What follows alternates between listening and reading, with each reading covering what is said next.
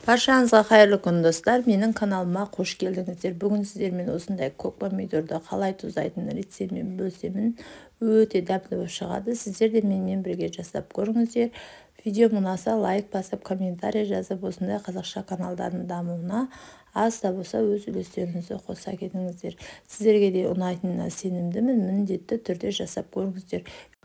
Ал олай болса бастаймыз. Бисмиллахиррахманиррахим деп ең алдыменен помидорларымызды жақсылап жуып, тазалап алғаннан кейін осылай дәл видеодағыдай ұсақтап турайтын боламыз.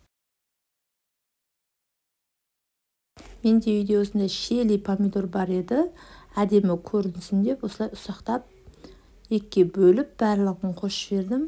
Енді бұны қосу міндетті емес, оның орнына қызыл болгарский қоссаңыздар болады. Бұл енді әдемі көріну мақсатында қостым. Енді бізге укроп қажет болады. Укропты дәл видеодағыдай үлкенде қойып турадым. Әдемі көрінсін деп, және де петрушка болса, петрушка да қосып жіберсеңіздер болады.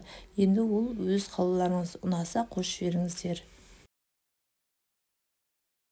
Енді жинақтайтын боламыз. Бәрін ұсақтап турап болған екен, міне өздеріңіз көріп тұрғандай укропымызды салдық, сәбізімізді тюркіден өткізіп, 2 бас сәбіз қосып жібердім. Қанша мөлшерде қанша кететінін описаниеда жазып кетем, сол жерден көрсеңіздер болады.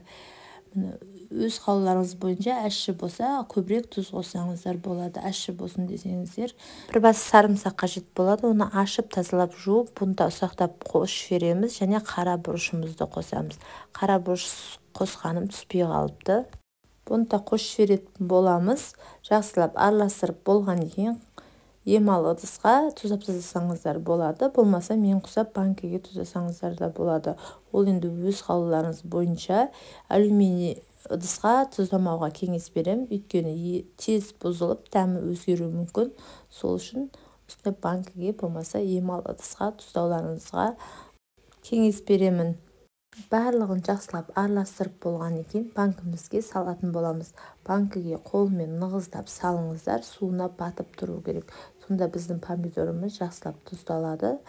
Және де салқын жерге 1-2 күнге қойып қойсаңыздар, 2-3 күннің өзі жеткілікті, алып жей-берсеңіздер болады. 2-3 күнде тұздалып бітеді. Видео ұнаса лайк басып, комментарий жазып, тіркеліп алуды ұмытпаңыздар. Назарларыңызға көп рахмет, сау болыңыздар.